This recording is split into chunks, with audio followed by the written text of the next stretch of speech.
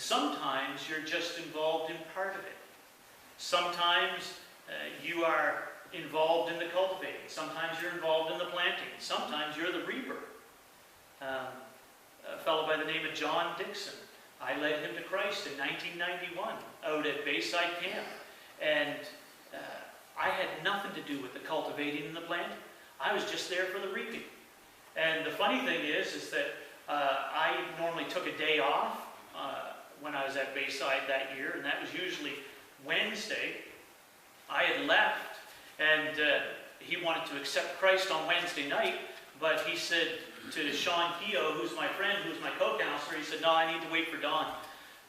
So he waited until Thursday night when I got back to accept Christ, because he wanted me to be the one to bring about the reaping. You see, the bottom line, though, is that sharing Christ with others requires costly devotion. Though costly, our devotion to God and sharing Him with others will help. You may not be the one to bring about the reaping, but you may be the one to bring about the planting. I remember hearing that it takes at least 5 meaningful connections with 5 different Christians for somebody to eventually make that connection. We need to choose to be one of those 5. Connecting with others. You see, though costly, our devotion to God and our sharing Him with others will help free people from prisons of sin. And it is worth every bit of sacrifice. It is worth every bit of giving of our own lives for others.